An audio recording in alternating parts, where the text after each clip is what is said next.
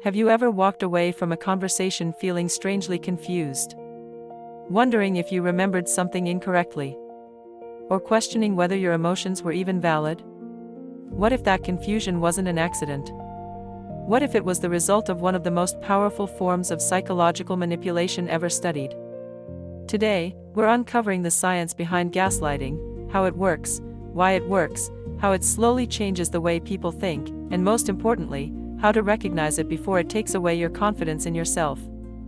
Everything you'll hear in this documentary is grounded in psychology, neuroscience, and decades of research into human behavior, memory, and emotional manipulation. So if you're fascinated by the hidden workings of the human mind and want to better understand yourself and the people around you, you're in the right place. Before we begin, take a second to subscribe and turn on notifications. We release in-depth psychology documentaries every week, exploring the science behind human behavior, relationships, personality, emotions, and the mysteries of the mind.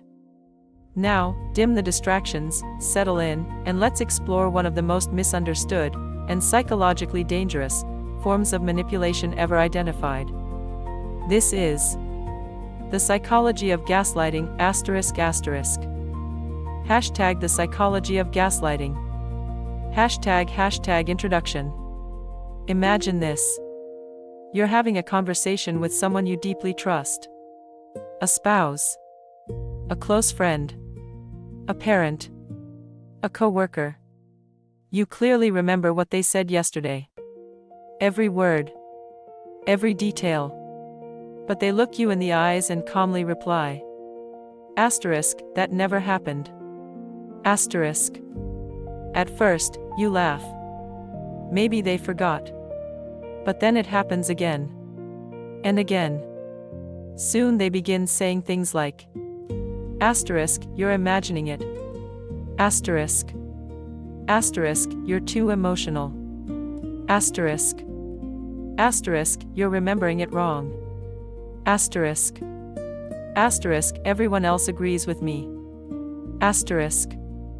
Weeks pass. Then months. Slowly, something begins to change. You stop arguing. You stop trusting your memory. Before making even the smallest decision, you start asking yourself, am I overreacting? Did I really hear that? Maybe it is my fault. Without realizing it, you no longer trust your own mind. This isn't ordinary lying. It's not a simple disagreement. It's one of the most psychologically destructive forms of emotional manipulation ever studied. Gaslighting. The frightening part isn't that someone can lie to you. People lie every day. The frightening part is that someone can manipulate you so effectively that you begin lying to yourself. Psychologists describe gaslighting as a gradual process of undermining another person's confidence in their own perception of reality. Notice the word gradual. Gaslighting rarely begins with outrageous accusations. It begins with tiny moments that seem insignificant. A denied conversation. A rewritten memory. A dismissed emotion. Each moment, by itself, appears harmless. But together, they slowly reshape the way you think, the way you feel, and eventually, the way you see yourself. Research has shown that prolonged emotional manipulation can increase anxiety, lower self-esteem, impair confidence in memory, and create chronic stress that affects both the mind and body. Victims often don't realize what's happening until months, or even years, later. Why?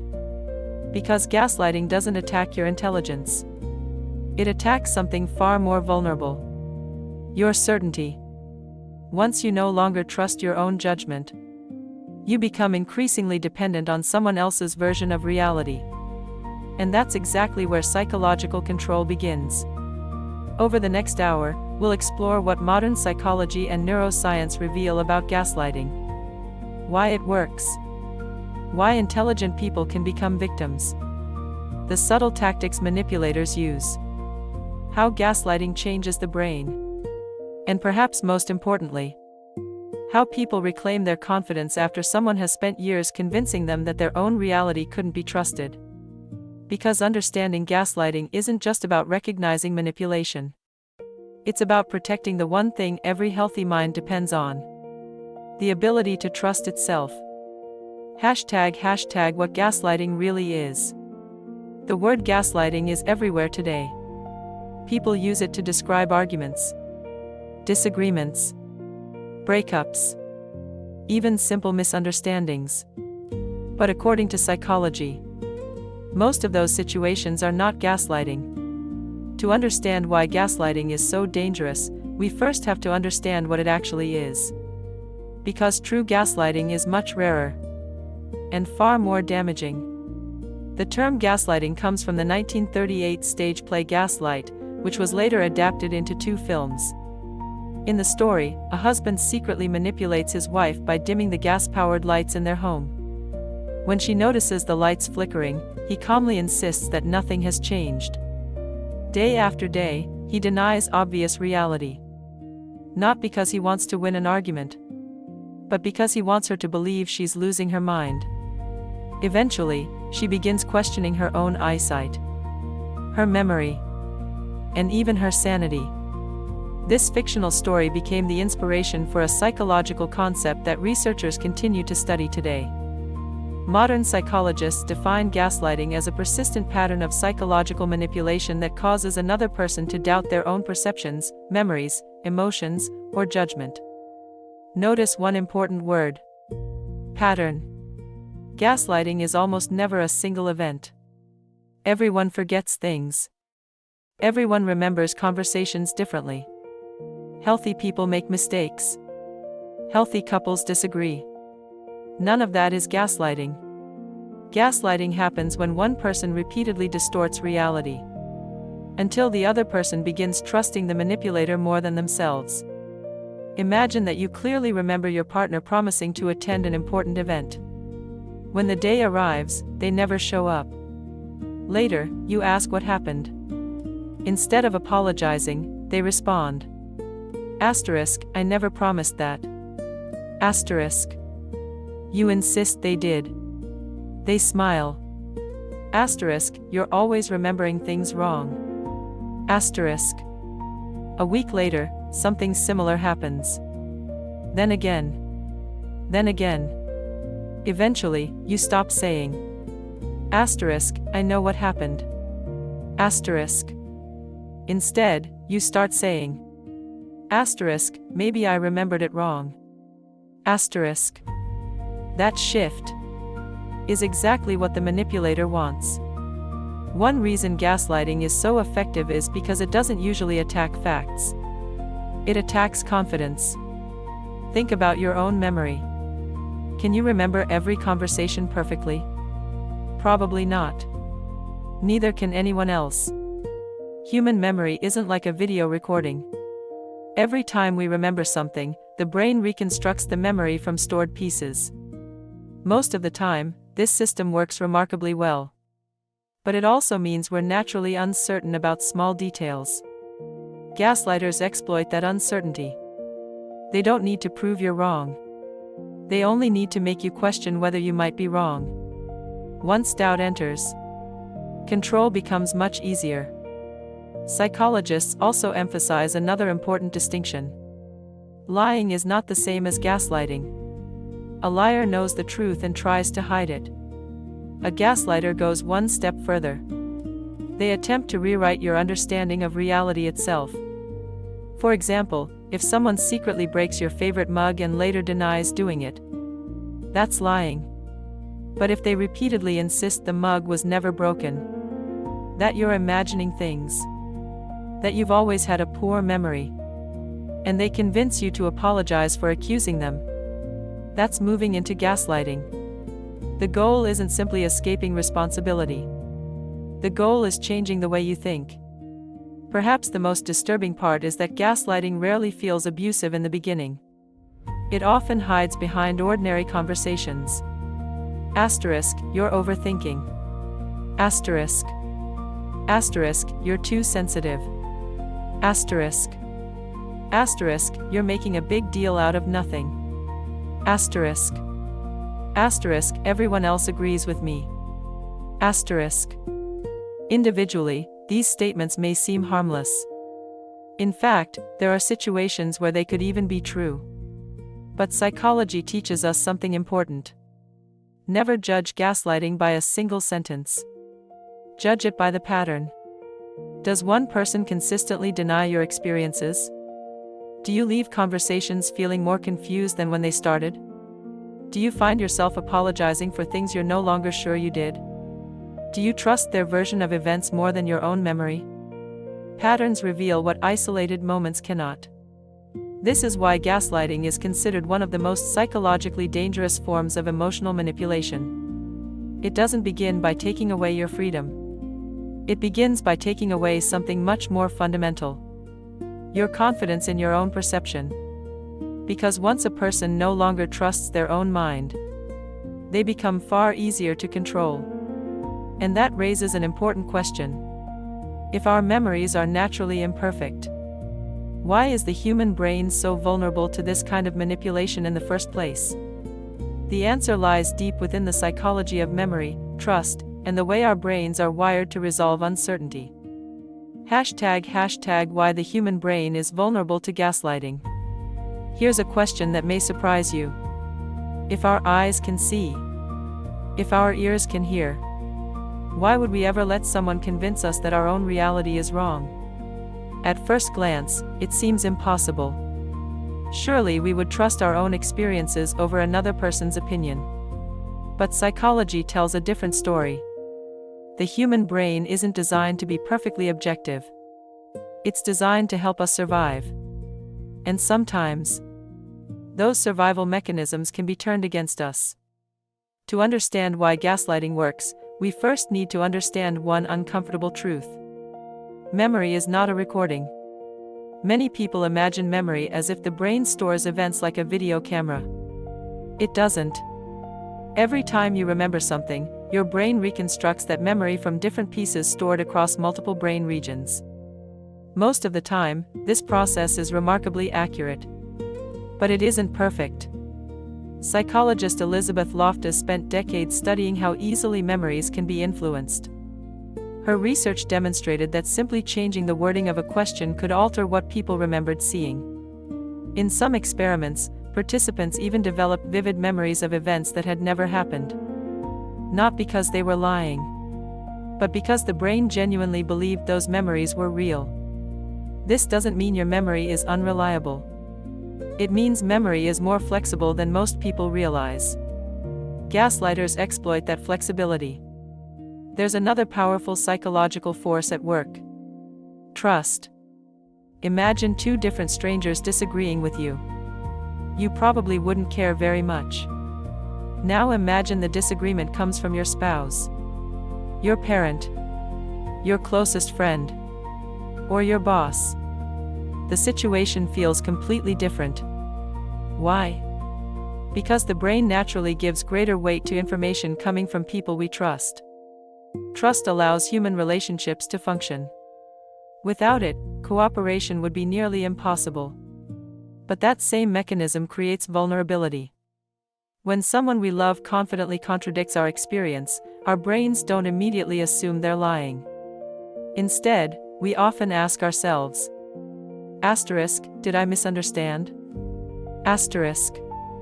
That question is completely normal.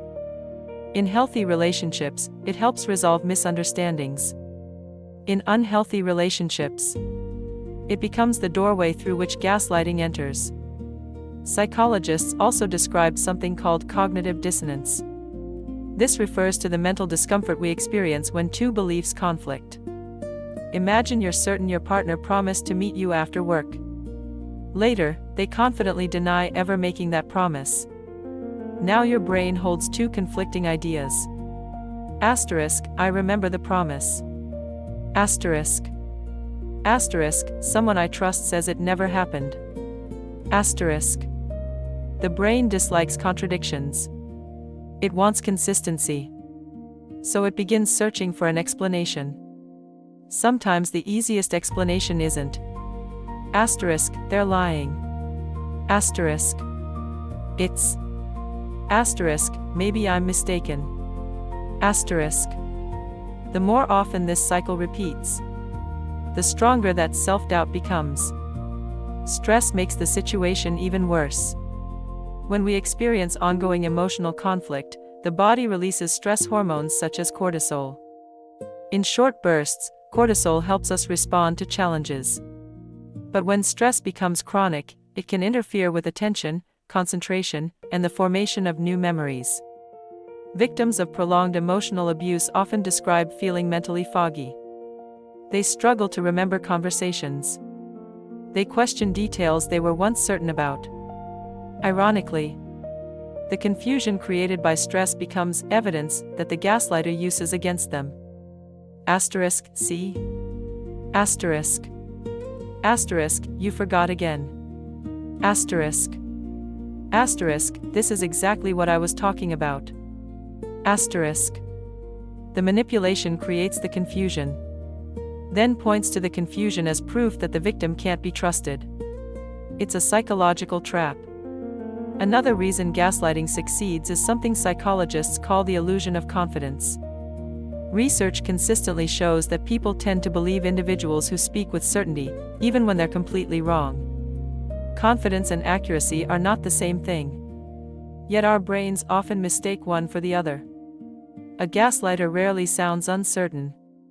They don't say, asterisk, I think that's what happened. Asterisk. They say, asterisk, that's exactly what happened. Asterisk. Their certainty begins to compete with your memory. And if you hear that certainty often enough, you may eventually borrow it. Perhaps the most unsettling discovery in psychology is this: gaslighting doesn't require you to believe every lie. It only requires you to doubt yourself. Once self-doubt becomes a habit, you begin asking permission before trusting your own thoughts. You second-guess your emotions. You replay conversations over and over.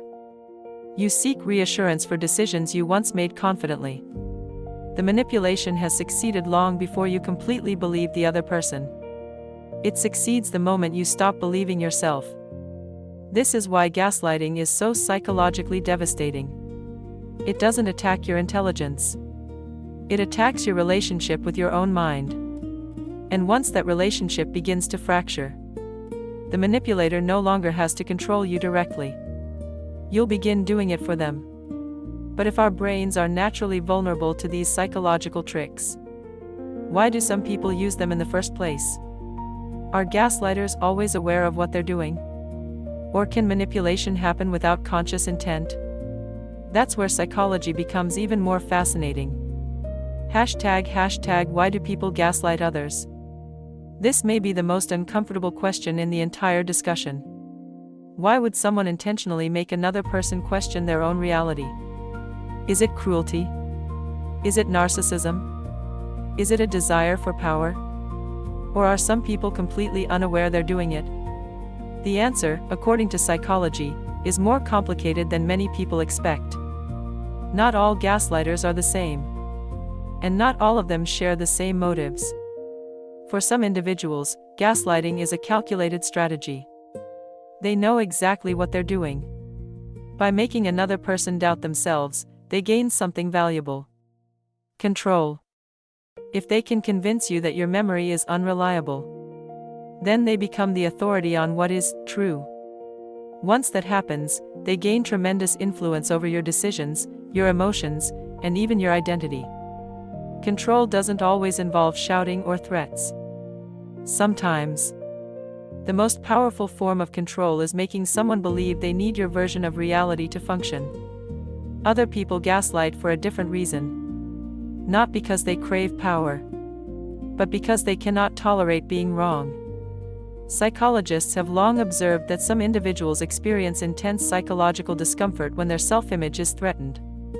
Imagine someone who believes, asterisk, I'm a good person. Asterisk. Now imagine they're confronted with evidence that they've hurt someone they love. Instead of accepting responsibility, their mind begins searching for another explanation. Asterisk, that never happened. Asterisk. Asterisk, you're exaggerating. Asterisk. Asterisk, you're remembering it incorrectly. Asterisk. Over time, these repeated denials may become automatic.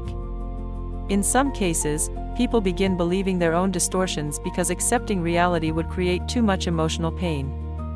This doesn't excuse the behavior, but it helps explain it. One personality trait frequently associated with manipulative behavior is narcissism. It's important to distinguish between everyday confidence and what psychologists call narcissistic traits. People with strong narcissistic tendencies often have an unusually fragile sense of self beneath an appearance of confidence. Criticism feels threatening. Accountability feels humiliating. Rather than admitting mistakes, they may rewrite events to protect their self-image. If everyone else is always wrong, then they never have to confront the possibility that they are. Gaslighting can become one of many strategies used to preserve that carefully constructed identity. However, psychologists caution against assuming every gaslighter has a narcissistic personality. Human behavior is rarely that simple. Fear also plays a surprisingly important role. Some people manipulate reality because they're terrified of losing something. A relationship, their reputation, their career, their authority. Imagine an employee who makes a serious mistake. Instead of admitting it, they quietly convince coworkers that someone else is responsible. Or a partner who has been unfaithful. Rather than confessing, they accuse their spouse of being paranoid or jealous. The immediate goal isn't domination. It's self-protection. But over time, self-protection can evolve into a pattern of manipulation. There's another psychological concept that helps explain gaslighting. Projection. Projection occurs when people attribute their own thoughts, feelings, or behaviors to someone else. For example, a dishonest person may constantly accuse others of lying. Someone who is emotionally manipulative may insist everyone else is trying to manipulate them. By projecting unwanted qualities outward, they avoid confronting them internally. This defense mechanism operates largely outside conscious awareness.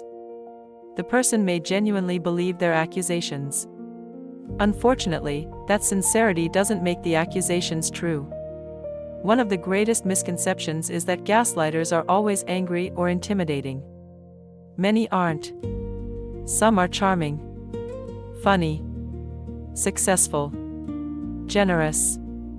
They may appear kind to everyone except the person they're manipulating. This creates another layer of confusion for victims. They think, asterisk, everyone else loves this person. Asterisk.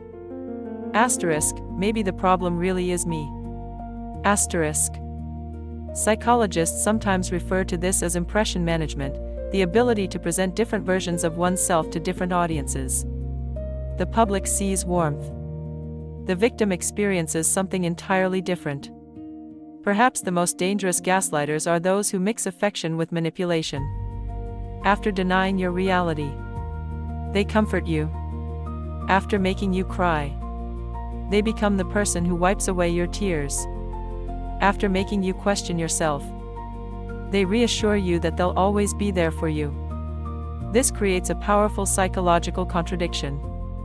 The same person causing the emotional pain also becomes the source of emotional relief. Behavioral psychologists call this intermittent reinforcement. When kindness is unpredictable, the brain often values it even more. It's the same learning principle that makes gambling so addictive. You never know when the reward will come, so you keep hoping. Victims often remain not because they're weak, but because their brains have become conditioned to expect that the loving version of the person will eventually return. This is why psychology urges us to focus less on labels and more on patterns. Whether the manipulation is intentional or unconscious, whether it stems from narcissism, fear, shame, or a desperate need for control, the emotional impact on the victim can be remarkably similar. They begin doubting themselves, walking on eggshells, apologizing for things they didn't do, silencing their own intuition. Because in the end, the motivation behind gaslighting matters.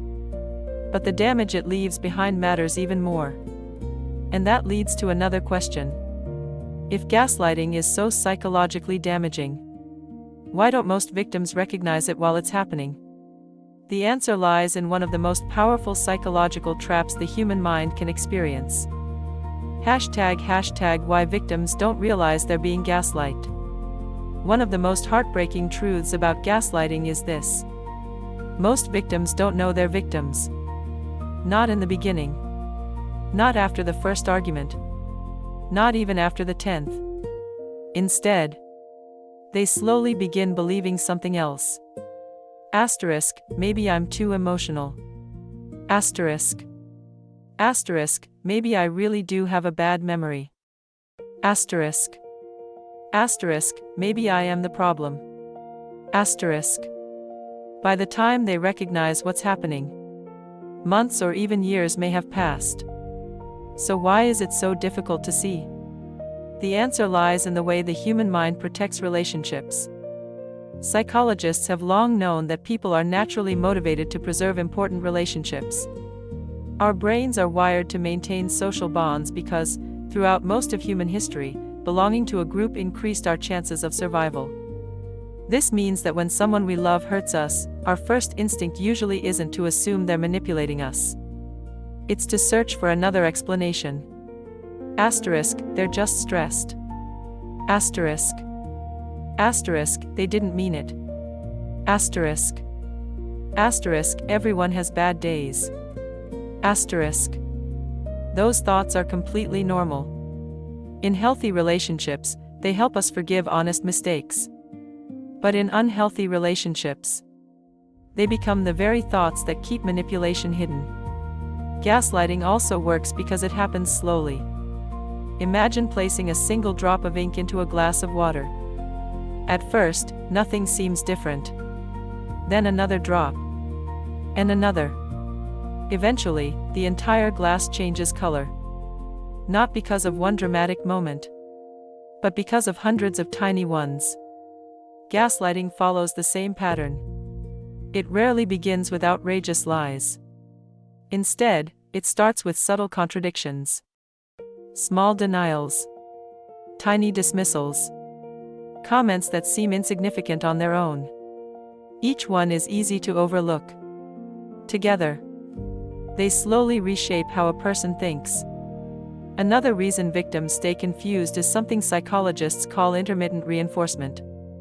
Imagine if a manipulative person were cruel every single day. Leaving would probably become much easier. But that's rarely how gaslighting works. Instead, the manipulation is interrupted by moments of warmth, unexpected affection, kind words, apologies, laughter, romantic gestures, promises that things will change. These positive moments create hope. The brain begins focusing on the good days instead of the harmful pattern.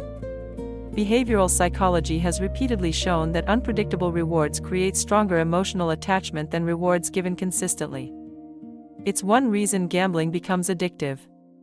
And it's one reason emotionally abusive relationships can become so difficult to leave. The victim isn't waiting for a new person to appear. They're waiting for the loving version of the same person to come back. Gaslighting also isolates people psychologically. At first, victims may talk to friends or family about what they're experiencing. But after repeatedly hearing, "You're overreacting. You always misunderstand me. Nobody else sees it that way." They begin doubting whether it's worth bringing up again. Eventually, many stop talking about it altogether. Silence becomes another form of isolation. Not because someone physically trapped them, but because they no longer trust their own story. One of the most painful consequences is the gradual loss of self-confidence. Victims often become hesitant in situations that once felt simple. Choosing a restaurant, sending an email, expressing an opinion, making financial decisions. They begin asking for reassurance constantly. Not because they're incapable, but because they've been taught that their judgment can't be trusted. Over time, self-doubt becomes automatic. Psychologists sometimes refer to this as learned helplessness. Originally studied by psychologist Martin Seligman, learned helplessness describes what happens when individuals repeatedly experience situations where they feel powerless to change the outcome. Eventually, they stop trying, even when opportunities to regain control become available. Victims of chronic gaslighting may experience something very similar. They begin believing that trusting themselves is dangerous, so they stop trying. Perhaps the cruelest part of gaslighting is that it doesn't simply change what you believe about another person. It changes what you believe about yourself. You no longer ask, why are they treating me this way? Instead, you ask, what's wrong with me?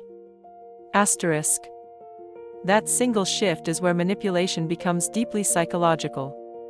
Because once someone believes they are the problem, they'll spend enormous amounts of energy trying to fix themselves, instead of recognizing the abuse around them.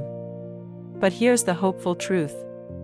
The very moment someone begins asking, why do I always feel confused after talking to this person?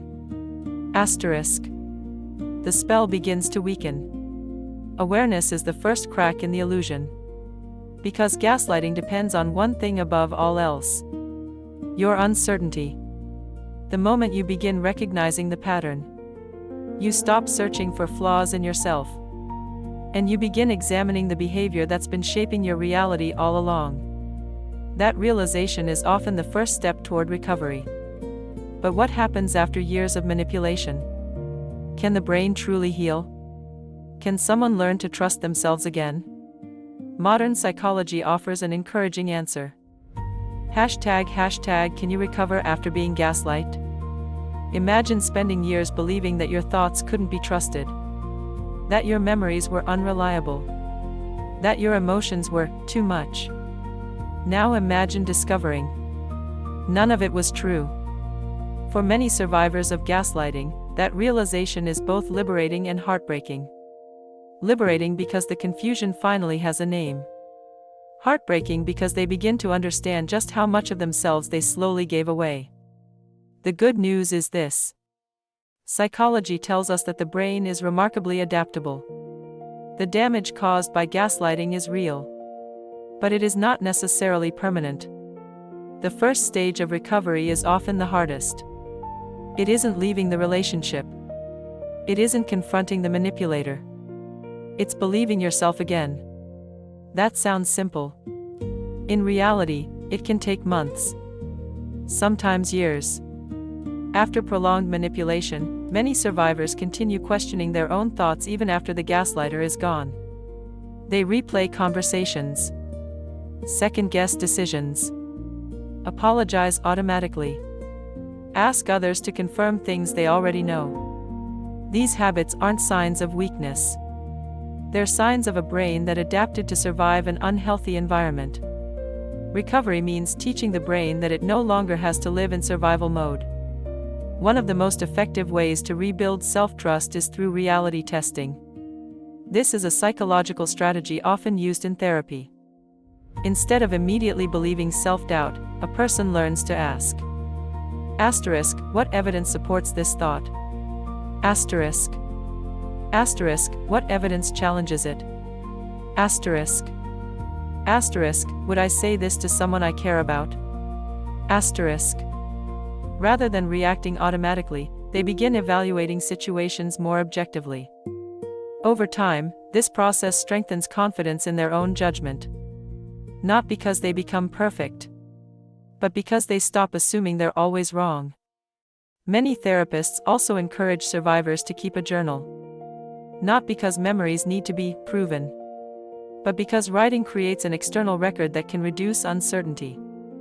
A journal reminds you what actually happened before self-doubt has a chance to rewrite the story. For someone recovering from gaslighting, that written record can become an anchor. Something stable in moments when confidence begins to fade. Another essential part of healing is reconnecting with safe people. Gaslighting often isolates victims emotionally. Not always physically. Emotionally. They begin hiding their experiences. Keeping quiet. Avoiding difficult conversations. Recovery moves in the opposite direction. Healthy relationships provide something gaslighting never could. Validation. Not blind agreement. Not telling you you're always right. But listening with respect. Allowing disagreement without attacking your reality. Healthy people don't make you feel confused simply for having a different memory. They help you explore differences with curiosity instead of control. There's another fascinating discovery from neuroscience. The brain changes in response to repeated experience. This ability is known as neuroplasticity. For decades, scientists believed the adult brain was relatively fixed. Today, we know that's not true. Neural pathways strengthen through repetition. Just as repeated manipulation can strengthen habits of self-doubt, repeated experiences of safety, honesty, and healthy communication can gradually strengthen confidence again. Every time you trust your judgment and discover you were right, the brain learns. Every healthy conversation, every respected boundary, every honest relationship becomes evidence that the world is not the same place it once was. Healing doesn't erase the past. It teaches the brain that the past no longer has to control the present. Recovery also involves grieving. Not only the relationship, but the version of yourself that existed before the manipulation. Many survivors mourn the years they spent questioning themselves, the opportunities they missed, the confidence they lost. Psychologists remind us that this grief is normal. It's part of rebuilding an identity that was slowly worn down. Healing isn't about becoming the person you were before. It's about becoming someone who trusts themselves more deeply than ever before. Perhaps the greatest milestone in recovery arrives quietly. One day, someone tells you, "You're remembering it wrong." And instead of immediately doubting yourself, you pause. You think. You examine the evidence. And you calmly reply, "No. I'm confident in what I experienced." That moment may seem ordinary. But psychologically, it's extraordinary. Because it marks the return of something gaslighting tried to steal. Your trust in your own mind. In the end, recovery isn't about winning arguments with the person who manipulated you. It's about ending the argument you've been having with yourself. The strongest survivors aren't those who never doubt again. They're the ones who learn that doubt doesn't have to control them. They rediscover a simple but powerful truth. Your memory doesn't have to be perfect for your experiences to matter. Your emotions don't have to be flawless to deserve respect. And your voice doesn't need someone else's permission to be real. In our final section, we'll explore the most powerful lessons psychology teaches about gaslighting, and why learning to trust yourself may be one of the greatest acts of emotional freedom you'll ever achieve. ## the most powerful defense against gaslighting. Let's end with a question. What is the strongest defense against gaslighting? Is it having a perfect memory? No. Human memory is imperfect. Psychologists have known for decades that every person's memory can be influenced, reshaped, or reconstructed over time. Is it being highly intelligent? No. Some of the most educated, accomplished, and emotionally aware people have become victims of gaslighting. Intelligence doesn't make someone immune to manipulation. What about being skeptical of everyone? Not that either.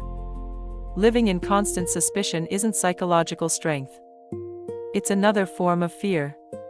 So what actually protects us? According to psychology, the greatest defense isn't a better memory.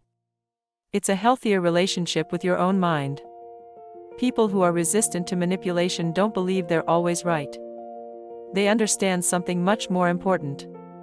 They know it's okay to question themselves without automatically assuming they're wrong. That's a profound difference. Healthy self-reflection asks, *, could I have misunderstood? Asterisk. Gaslighting teaches you to ask. Asterisk, I'm probably wrong. Asterisk. One question invites learning. The other destroys confidence. Psychological resilience isn't refusing to admit mistakes. It's refusing to surrender your reality simply because someone else speaks with certainty. Healthy relationships make an interesting comparison. Think about the people you trust most. How do you feel after talking with them? Do you leave every conversation feeling confused? Do you constantly apologize? Do you replay every word in your head for hours afterward? Probably not. Healthy people may disagree with you. They may challenge your opinions. They may even tell you that you're mistaken. But they don't make you feel crazy for having your own perspective. There's a fundamental difference. Healthy disagreement expands your understanding. Gaslighting shrinks your confidence. One builds trust. The other erodes it. Psychologists often encourage people to pay attention to patterns instead of isolated incidents. Anyone can have a bad day. Anyone can forget a conversation. Anyone can accidentally say something hurtful. That's part of being human. But when confusion becomes your constant emotional state, when every disagreement somehow becomes your fault, when your confidence steadily decreases while someone else's certainty steadily increases, those aren't random events anymore. They're patterns. And patterns reveal truth far more reliably than individual moments ever can. There's another lesson that many survivors eventually discover. Your intuition is not your enemy. Intuition isn't magic. It isn't supernatural. Psychologists describe it as the brain's ability to recognize patterns without conscious awareness. Sometimes you can't explain why something feels wrong. You just know it does. That feeling deserves curiosity, not immediate dismissal. Intuition shouldn't replace evidence. But neither should it be ignored simply because someone else tells you it doesn't matter. One of the first casualties of gaslighting is your ability to trust those quiet internal signals. One of the greatest victories in recovery is learning to listen to them again. Perhaps the most important thing psychology teaches is this. No healthy relationship requires you to abandon yourself. Real love doesn't demand that you doubt your own memories. Real friendship doesn't require constant self-blame. Real leadership doesn't thrive on confusion. Healthy people don't become stronger by making you feel smaller. They help you think more clearly. They respect your emotions even when they disagree with your conclusions. They don't fear honest conversations. Because truth doesn't need manipulation to survive. Only lies do. And maybe that's the greatest irony of gaslighting. The manipulator wants you to believe they're the only person you can trust. But the moment you begin trusting yourself again, their power begins to disappear. Not all at once. Not overnight. But little by little. Every boundary you set. Every decision you make without seeking unnecessary reassurance. Every time you calmly say, asterisk, that wasn't my experience. Asterisk. You reclaim another piece of yourself. If you remember only one idea from this entire discussion, let it be this. Your memory doesn't have to be perfect to deserve respect. Your emotions don't have to be convenient to be valid. Your perspective doesn't have to match someone else's to matter. The goal of psychology is not to convince you that you're always right. It's to help you recognize when your reality is being unfairly distorted. Because a healthy mind isn't one that never questions itself. A healthy mind is one that can question itself without losing itself. And perhaps that's the greatest form of emotional freedom there is. The ability to stand quietly in your own truth. Not because someone else approved it, but because you've learned to trust the one person who will always be with you. Yourself.